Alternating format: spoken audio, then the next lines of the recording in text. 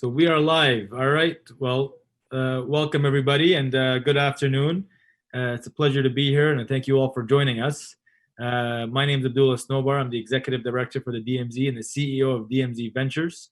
So the DMZ is an incubator and accelerator, and in more simple terms, we help tech startups grow their businesses, providing high impact, high intensity, and highly customized programs for founders to be able to validate and build and scale their startups and doing it fast.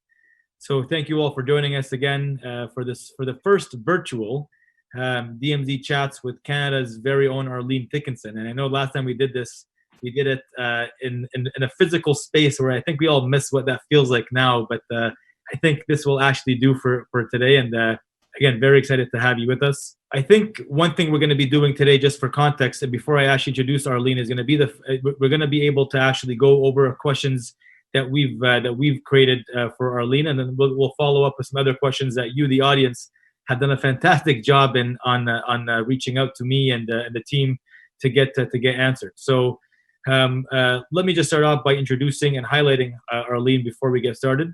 So Arlene is a general partner of the District Ventures Capital, a venture capital fund focused on helping market, fund, and grow entrepreneurs and their companies in the food and health space. A three-time best-selling author, Arlene is a Marketing Hall of Legends inductee and a proud recipient of the Queen Elizabeth Diamond Jubilee Award. Arlene has also received for many years as an honorary captain in the Royal Canadian Navy. Next, we're going to kick things off with some rapid fire questions with a fun game called This or That. I'm going to list a couple options, and Arlene, you can tell us which one you choose. So no pressure. And the last one's my favorite question, but we'll have to see how that gets answered. So starting off, dragons or sharks? Oh, dragons all the way. I mean, dragons fly, they breathe fire, they live on land and water. What do sharks do? Dragons. Call or text? It depends. I mostly like to text. All right. Gas stove or electric stove? Gas stove, unless I'm near an open fire, but definitely gas. Sweet or savory? Sweet. Awesome. Me too. Morning or night? Morning. Tacos or burgers? Tacos or burgers? Oh, that's a tough one. Tacos. We're close to Taco Tuesday tomorrow. I love tacos. Shop in store or are you online? Oh, you know what? I have been shopping a lot online simply because we've had to, but I really like shopping in store, especially now because I like to support the small businesses and the small business owners. So, and I like that experience. They have overhead, they have staff that they need to pay. So I'm going in store as much as I can now. Awesome. French fries or salad? That is not even a question. It is definitely French fries. It's not even close. All right, Arlene, here's the hardest question of all, and I'm going to ask that we really think this one through. Okay. Calgary or Toronto? No, I refuse. I'm pleading the fifth on that. That's impossible. I love Calgary and I love Toronto. I am truly sorry. I'm a sorry Canadian because I can't answer that.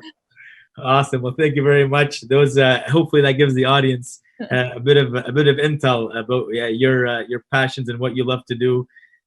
We'll get right into it, and let me start off by kind of relating it to something that we're all very familiar with, which is COVID-19. So, Arlene, the COVID-19 pandemic has come with a lot of unforeseen circumstances, and I think we've seen a lot of unfortunate realities in regards to millions of people being laid off their jobs. There's a lot of people who are considering getting a new job or new career paths and even starting up their own businesses. And just from your perspective, what advice can you give someone that's looking to reinvent themselves and begin something new, but doesn't know where or how to start? Yeah, it's funny. I think about what's going on right now, and there's so much uncertainty that's happening, right? And there's a lot of fear that goes along with that uncertainty. But really, we're at a time and place where we have been given the gift of time. There is time that we've had that we haven't had for a long time. And that time is something that can be put to good use in terms of starting your own business. I think entrepreneurs look at uncertainty as opportunity.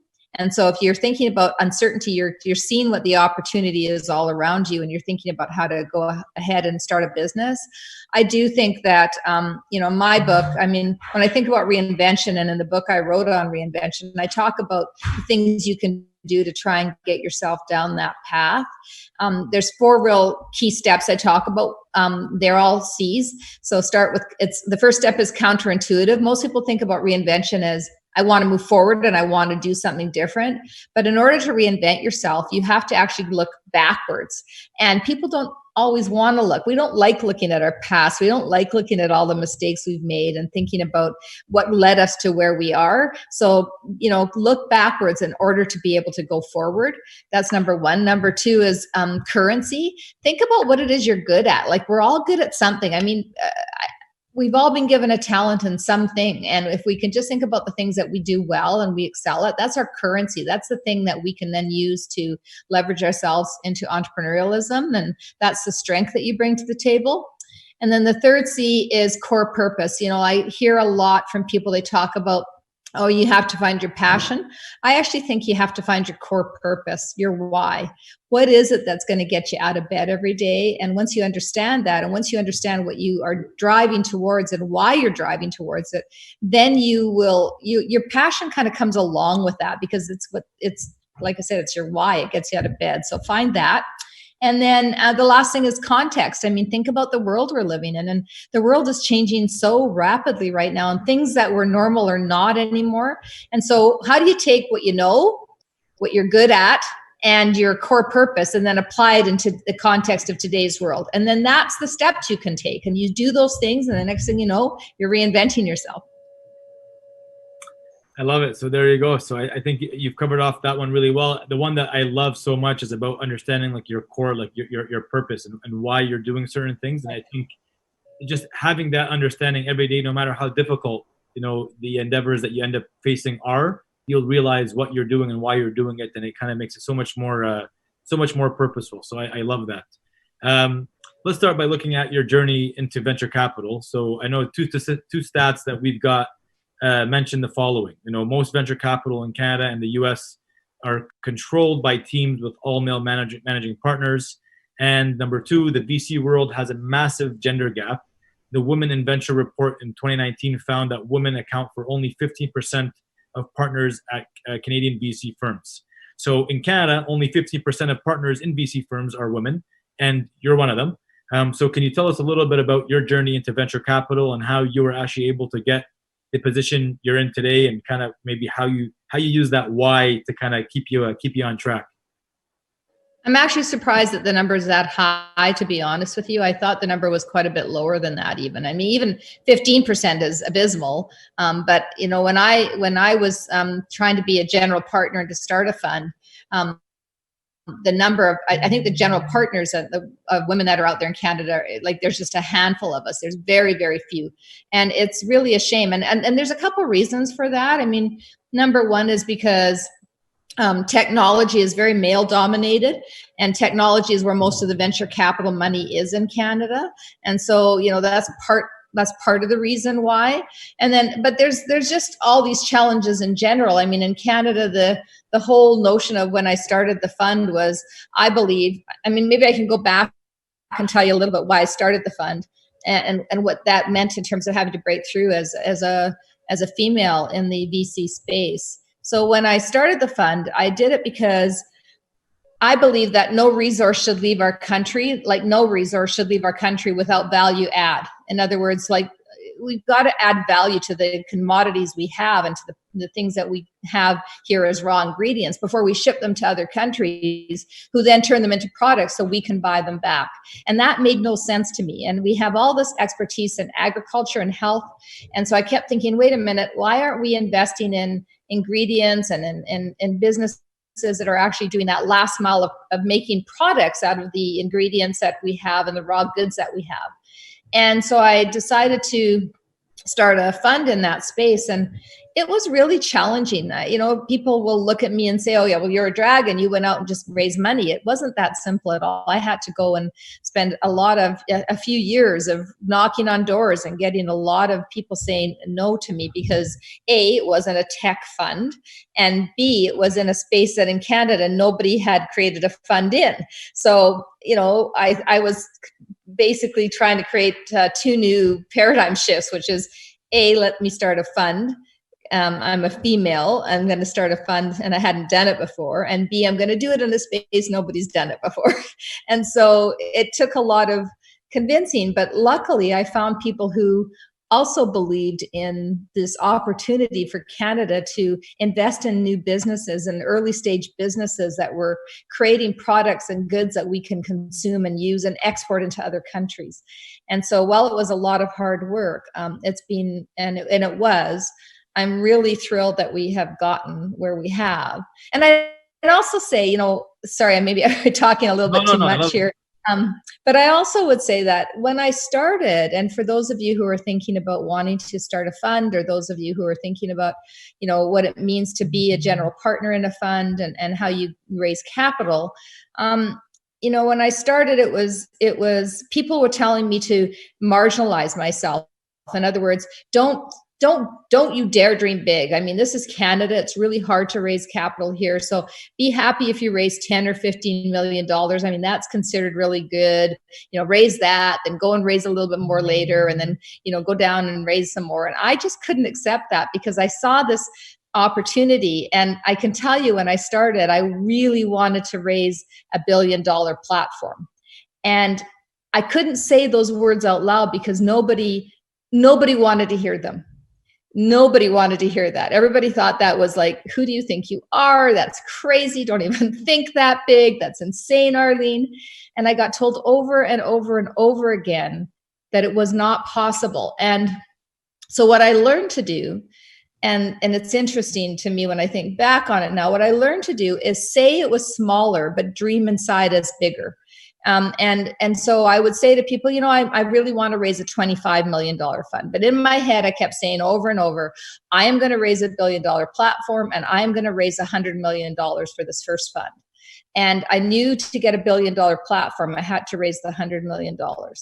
And so, but I couldn't say that out loud because nobody wanted to hear it. Nobody believed it. It just wasn't something that was happening in Canada. It was a new space. But, you just you have to sometimes play to your audience. So if people wanted to hear $25 million, that's what I would say. But I just kept going.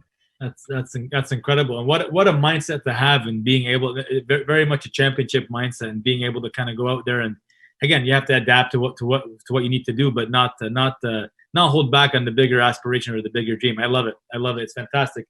I'll never forget the last time you and I chatted last year. I think one of the things you mentioned that you just spoke to right now, that investing isn't only in technology, and there's a lot more out there than just tech companies. And I think sometimes, and I'm guilty of this, we're in a little bubble, Arlene, that we forget that the world has way more than just tech companies, because we work in tech, and that's been the hot topic more, for most of the movies and all that kind of stuff that's been coming out. But maybe I want to talk a bit about the non-tech side of startups that you're supporting and how they adapt in a technical world, right? And that's really surrounded by technology. So, how do you carve out a space for food and health and how have you been able to marry your cohort of companies in your program for the growing tech world? So what advice can you actually give for entrepreneurs on leveraging technology, not being in technology, but leveraging technology, even if their business is a non-tech play? So, listen, I think technology underpins every single sector. I mean, technology is something that is always going to help and increase the viability of all sectors. So when I think about the food and health space and the consumer goods space I'm in, there's technology that we deploy in the companies we invest in that either helps their systems to be more efficient, that helps their HR recruiting to be more efficient, that helps their innovation to be more effective because they're able to actually put technology into their products so that they actually become there's better efficacy for the products. So I think a technology is something that is a constant thread across all sectors. And and so it is easy, as you said, for us to focus just on the actual tech itself and not on the applications of the technology and what that actually does in other sectors. And so for the food and health space, whether it's manufacturing processes, whether it's ingredient, trying to create new ingredients and trying to make them more, as I said, better efficacy, whether it's systems for the entrepreneurs so that their businesses can run more effectively, we deploy technology against all of those things. But our sector is not technology. Our sector's health and food companies. And so I think, for the tech entrepreneurs that you would work with, I would say, think about the application more than think about just the technology. You have to think about the industries that this technology is going to serve. And you also have to think about the opportunities in those sectors too. I love it. Again, a great story. Against all odds, and you made these things happen, and you got into a space that nobody else got into, and you're clearly making waves in it. So it's awesome to see. So maybe shifting a little bit back into the COVID talk, and with COVID-induced difficulties, has a lot of attachment to the fundraising that which a lot of implications are being caused to the startup scene. And a substantial number of founders are postponing their fundraising. So every founder and CEO is obviously a bit different, Arlene, and they have their own style of management. But what advice can you give to founders looking to raise funds and scale their businesses, especially during these times with the pandemic in play? Just what's some advice that you can possibly provide? It's very interesting to me. I've been reading a lot of studies about what's been happening in the VC and PE world through COVID. Some VCs, slowed down their investing. Some ramped it up. Some PEs said, no, we're not going to invest. Some ramped it up. It's been a little bit all over. I think, although I'd say that the activity across both the venture and private equity world has actually stayed quite strong. And because a good idea is a good idea, no matter what. And so I would say to you, don't let the pandemic, because it is a moment in time, stop you from trying to raise capital. Raising capital takes time. Yeah. It takes effort. It's going to take knocking on many doors. Starting now through a pandemic is not a bad thing, because the first question we're asking companies when they come to District Ventures is we're talking about their post-pandemic plans. So what are you doing next is actually just as important, if not more important probably, than what you're doing through the pandemic. And I would say that any investor is thinking about, is this an entrepreneur that can weather the storm, that can see a way to manage through it, and then can actually paint a picture for what's going to happen after the pandemic starts to end. So even if the pandemic and the challenges of the pandemic go on for a while longer, we are continuing to live, we are continuing to consume, we are continuing to need technology and need goods and services. And so, does what you offer address those things? And if it does, then you have a market. And if you have a market, the question is, why is your product better than anyone else's? So I do not believe in moments in time stopping us, because when we let a moment in time stop us, we actually, again, limit ourselves from the opportunity. So I would encourage everybody who's thinking about the pandemic, I'm not going to fundraise because I'm not going to get the value. I'm not going to fundraise because no one's going to talk to me. I'm not going to fundraise because, for whatever reason. I would say, no, you go knock on doors, you keep at it, you keep going until you find the right partner, because it's going to take you a while to do. And by then somebody will have gone laps around you because they kept going when you stopped. We're not here to hibernate. We're here to keep going.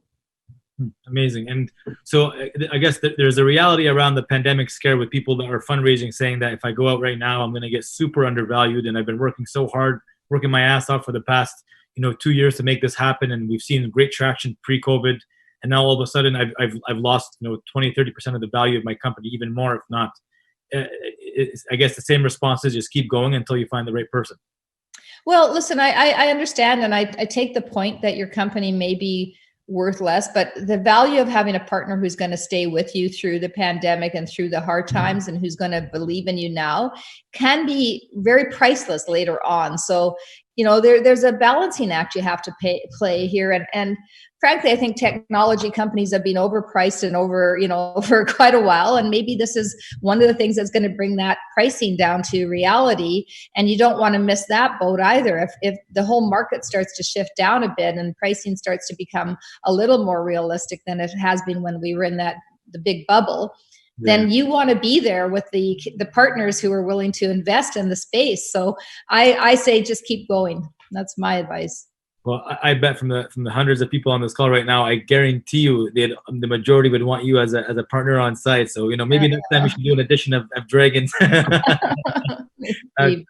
Anyways, shifting into the last question I had before shifting into some of the pre-submitted questions, Arlene, we want to talk a bit about philanthropy. So Canada's costliest natural disaster was the 2013 super flood in Alberta, which washed away across approximately 1/4 of the province and through the heart of Calgary. Sadly, there was as much as actually about $6 billion in financial losses and property damage across southern Alberta. I think you personally saw the flood damage your offices and really, you were, really turned things upside down. Fast forward to 2020, you've raised over, half $500,000 for the Calgary food banks. So can you tell us a bit about that experience and what it taught you as an entrepreneur in terms of being resilient and how these learnings applied to your efforts in securing almost $500,000 for the Calgary food banks? I think the common characteristics that entrepreneurs have that are able to succeed is this tenacity and grit. This tenacity being persistence, and those words, we hear it a lot, but persistence is really important. I would also say that something that isn't said as much is that you have to have an iron will.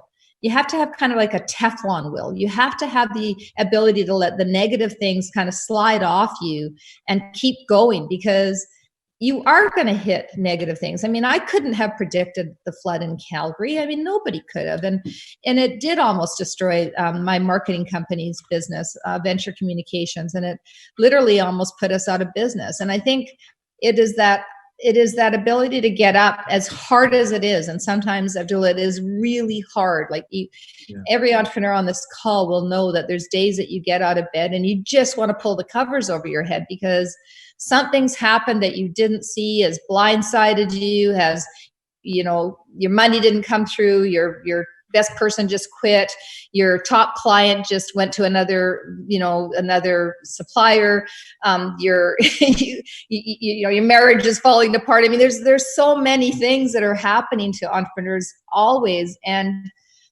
so the flood, when it happened, I didn't anticipate it. I'd been in business for 30 years. I didn't understand that something like this could actually destroy a business. And I decided to reinvent the company and build it again because, I had a whole bunch of, I had dozens of people working for me that relied on that business for their jobs. And I had clients that relied on us for the work. And so, we just dug deep and we rebuilt it. And it was interesting. And I will say to those of you out there who think failure is bad and that, admitting that your company almost went out of business after 30 years is not an easy thing to say, but it is actually the best thing you can say, because I think that turning a company around and dealing with really difficult times is the hallmark of an entrepreneur. And that's where you test your net, that's where you test yourself. That's where you start to learn what you're really made out of. Because if you're just flying high and getting great big valuations and everything's going great and the world is, life is good, you're a unicorn. Man, I've seen a lot of unicorns who ended up being not even workhorses, because they couldn't get past themselves. So be prepared to work hard and dig deep. And through all that, after, Calgary's being such a great city for me to build my business in. And it was a city that, as a female entrepreneur in Calgary, it was never about that I was a woman. It was always about what could the business do to help other people. It was really a welcoming environment from that perspective. And I will say that when the pandemic hit and when the energy sector went through what it went through, it was like the flood all over again. It was this horrible, unexpected circumstances of this perfect storm of the energy sector being decimated at the same time that the pandemic hit. And I do believe the energy sector is a sector that's going through a transformation and has to go through a transformation into clean tech and all of the opportunities for the future. In the interim, there were hundreds of thousands of people who lost their jobs, and there was a reality to that, and there continues to be a reality to that. And so,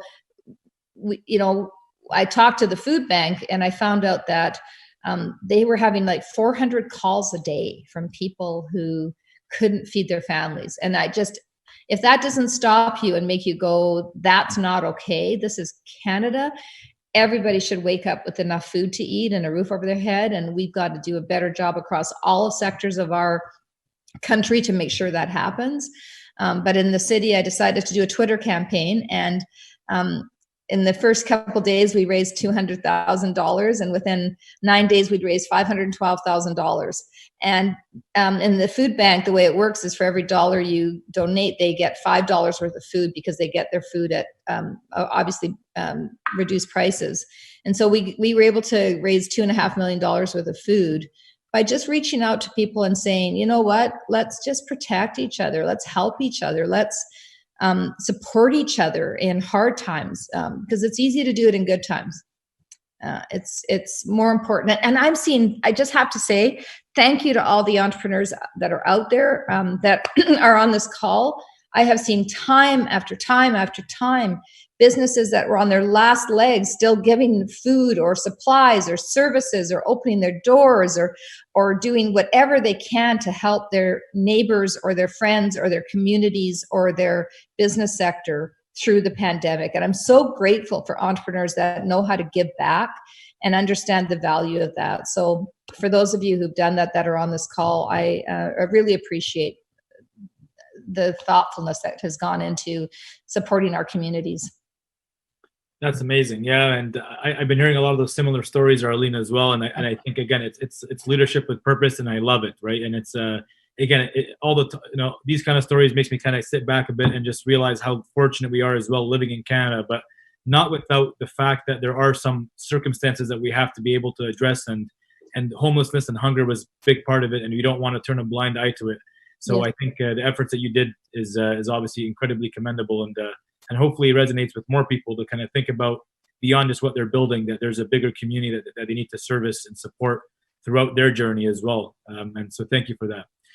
So moving into some of the questions from the audience, and before I start that, I do have to say, Arlene and I were chatting just a little bit before we kind of went live, we came to a quick agreement that on the room rater perspective, Arlene has blown it out the park, and I, for one, have miserably failed. So I'll take the wisdom of this failure and learn how to address it for the next round of maybe sessions to build a bit of a more creative, decorative background. So congrats to you, Arlene, for winning the room rater battle here. So. Well, what I said to you is I never used to worry about it until somebody came up with room rater, and now everybody's, oh my goodness, is this okay? Like I said, I think you're doing great on that background. It's fantastic. So our first question comes from Ali Morsi, who is the CEO of Deliver. And he's asking, what type of businesses do you see yourself investing in post-COVID world? And Ali's asking this because they feel that moving forward, investors are going to always be thinking about what businesses and industries will survive a global pandemic, even post-COVID. So what do you have in mind? Well, it's as I said earlier, when I went to raise my fund, it was in the food and health space, and this was 4 or 5 years ago now when I started raising.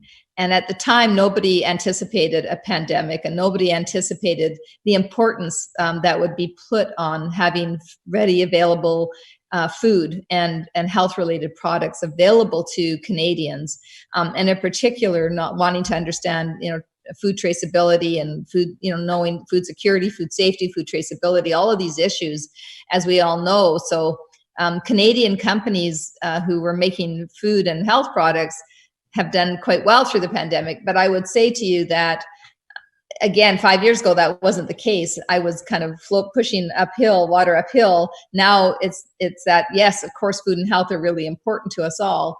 I think post-pandemic, I will continue absolutely to invest in food and health. We still need food to eat. We still need to take care of our health. Canada is a hotbed for agricultural and health expertise. We can help feed the world. We can help create technology and agri-tech and agri-food companies that will help feed people in need, but also create large organizations in the retail space that are providing food and health products. So definitely I'll be investing and continue to invest in food and health products. Awesome. And maybe speaking of investing in, I know our second question comes from Vilar Lika, CEO of Single Key. Yep. So they're asking, what common traits do you notice? And I know you touched on this a little bit, Arlene, but what common traits do you notice that successful entrepreneurs have in common? And what do you look for in entrepreneurs when deciding to invest in them? Because I think we can all agree that a lot of the times you are investing a bit in the business, but a lot into the founders behind the business as well. So what are things that you really look for? And this is probably a direct question because they want to probably reach out to you after this to see what's possible. You know, as I said, I think tenacity and persistence are key. But I'll tell you, having been pitched by, I'm going to guess probably close to 10,000 people over the course of the time I've been on Dragon's Den and in general, I've learned that what really matters to me are that the money needs to respect the entrepreneur and the entrepreneur needs to respect the money. And when and what I mean by that is, you know, I look for entrepreneurs who really aren't just when they need capital kind of poking their head up above the sand saying, I need capital, and so I'm going to talk to you.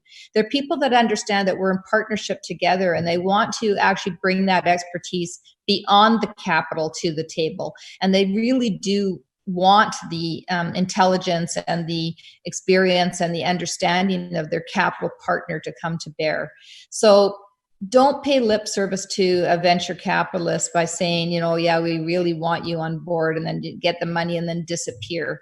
What you want to do is you want to create a partnership where you really are starting to gather intelligence. And I think that leads to what I really believe is one of the most important things to be a successful entrepreneur, which is curiosity.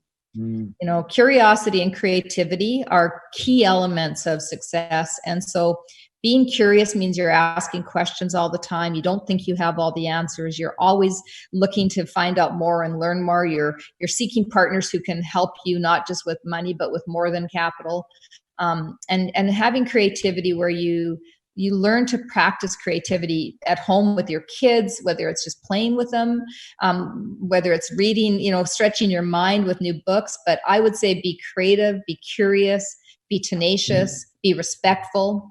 And then I would end it with saying that I have a saying I've used for years and years and years, and that is that the best relationships are built on mutual faith, trust, confidence, and respect.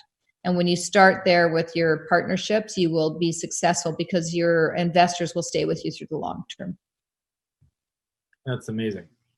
I always love how candid you are in these kind of discussions, and I think it's the best way to kind of speak to the founders. I think sometimes they're trying to, with other speakers, they're trying to navigate between the fluff and what's going on, and I love how direct you give it, and I think it helps a lot.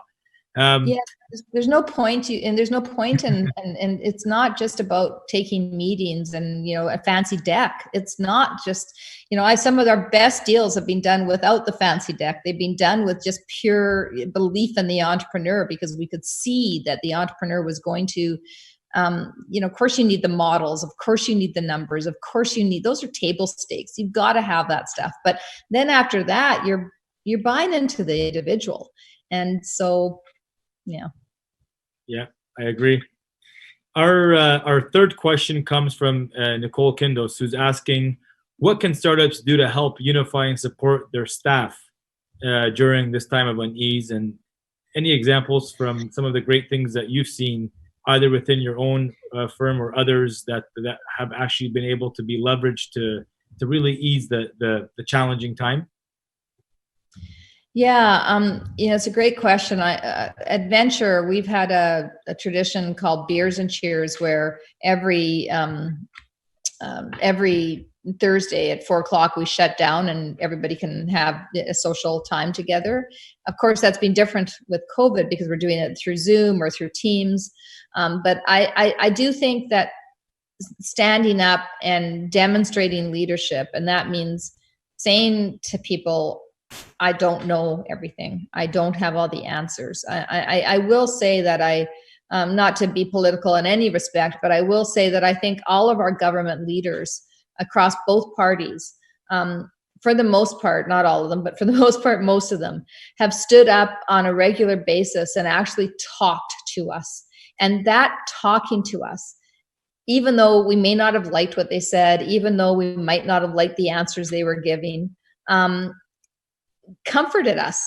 And that's what leaders should do. It should make us, it should calm, we need to calm people. We need people to feel secure and safe and that we have our eye on the ball. And again, they may not like the answers that you have to say as a leader. People might disagree with you. They might feel that you're going to get accused of being insincere or inaccurate, or you're going to get all that noise. But what you have to do is be sincere and be authentic and be genuine and stand up and say, I don't know. I've never done a pandemic before. But what I do know is I'm going to help lead through this, and I'm going to ask for your input, and I'm going to talk to you regularly, and I'm going to care. And don't forget that, because the importance of communication, I think, is everything, and especially now. Love it. We only have time for a couple more questions, Arlene. So at that point, we'll. Sorry, I'm being long-winded. No, I love it. No, it's fantastic. We need to hear it. So it's great, and I know you have a busy day ahead of you as well. So we'll make sure that we get you. We get going from there. But the fourth question that we have from the audience, the virtual audience, comes from Michael Conley, who's asking, how, if at all, do you diversify your knowledge as the world around you changes? Do you have any book recommendations that are must reads that give you that perspective, other than your own, of course? But read mine. That's it. Just stop there. Read my books and we're good. Read mine. Yeah, there's so many great books out there. One that I just read recently, though, was a book called Educated by, I hope I get her, Tara Westover, I believe is her name. And Tara wrote this book. She didn't go to school until she was 17. So it's a memoir. She's a young girl. She's living at home. She's in a survivalist family, like I think I want to say she's in Utah or something like that, or Idaho. And so she's with her family. At 17, she goes into school, and then she goes on to get a PhD. And the whole memoir is really fascinating because it talks about education and how she gets educated. And so I love, that was kind of a recent read of mine. But I also like Cheryl Strayed. I don't know. Here's a book Wild. Do you remember the book Cheryl Strayed wrote called Wild? It was, and there was a movie made about it. And she was this gal that had this really very different life, and she went on and walked the I want to say the Oregon Trail, the trail that goes across Portland and Oregon, and she walked by herself, and it's a story of her kind of how she just found herself on this journey, and how she literally found herself. She found who she was. And I love that book because I think entrepreneurs go through that kind of journey on a regular basis too. So very different books. One is a story about an individual finding themselves, and one is a story of a girl memoir about a girl who grows up in a survivalist family who goes on to get a PhD, and how important education is. So both interesting. Awesome. Maybe I think Idaho. Don't get me wrong, because I was like trying to dig my mind. So if I'm wrong, so I'm sorry. We will not hold you to that. Okay. Sure. but I quickly searched, and you're right. It is Tara. So Educated. Oh, good. That's all that matters at that point, because then people have a framework to research. Yeah, exactly. So look online.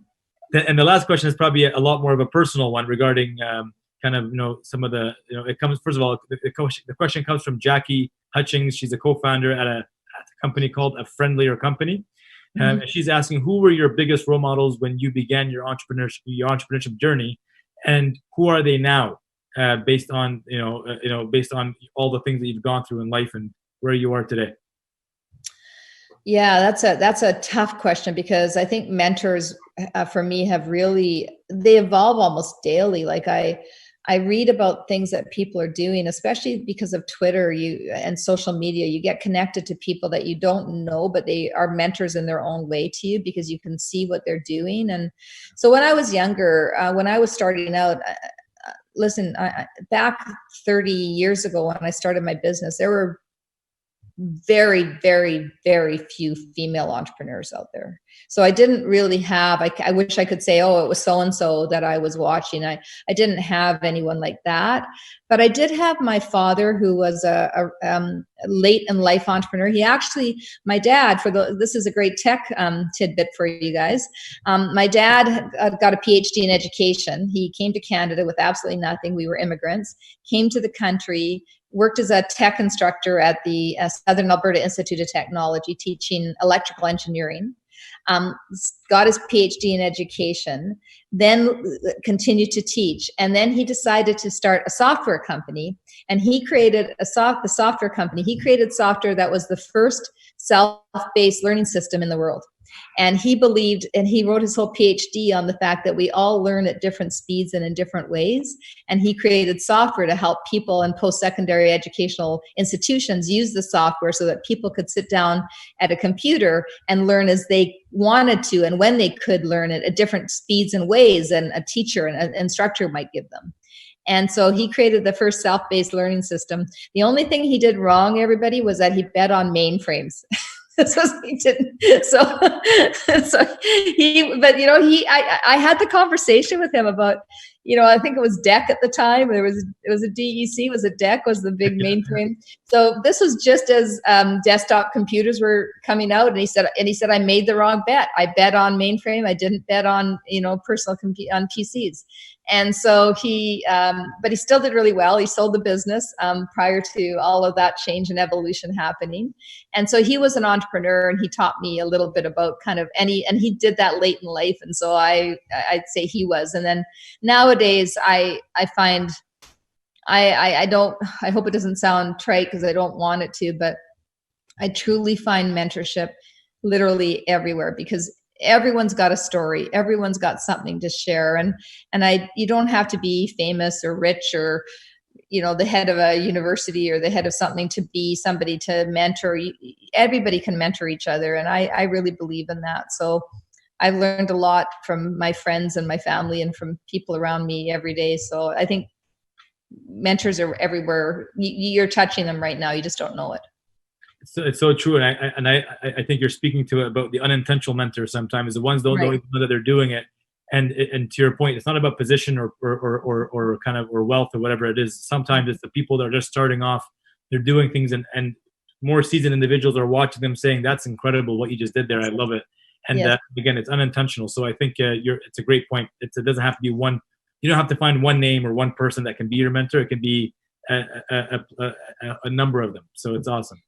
Find somebody who wants to teach. Find somebody who wants to give back and help you. And that's the best kind of mentor to have. True. Well, Arlene, thank you so much. This is this is number 2 of hopefully many more to come. And I gotta say, you're definitely one of my favorite people to speak to, because I think it's beautiful advice, so candid and so upfront and open. And I really thank you for taking the time out of a very busy schedule to do this. I know that the people on this call appreciate it. You're always obviously a top choice for people to want to listen to and speak more with. So thank you for that. And we hope the next time we do this, although we're okay with this option as well, we hope the next time we do this will be again in a physical space together where we can actually see the swarms of people attack you once you're done the talk, to get a chance to speak with you a bit more. So. Well, I really appreciated the opportunity to talk to everybody. And I'm going to do a little bit of a shameless plug. I did start a podcast recently called Reinvention. And the only reason I'm going to plug it, it's on iTunes and Spotify and all of the platforms. Please listen to it, because the guests that I have on are Haley Wickenheiser, and I've just had KD Lang. I've had just some amazing, Rex Hupke, who's a Chicago Tribune journalist. I've had some amazing people talk about their reinventions and people who have really figured out how to reinvent and under the toughest of circumstances. So I hope you get something out of that, and I hope people take the time to listen to it. Noted, and I will personally take a listen to it as well. I love it. The reinvention. We will check that out. Again, thank you so much, Arlene. Best of luck with everything, and we will hopefully see you very soon. Yeah, be well, everybody. Thank you. Thank you. Take care. Bye-bye. Bye.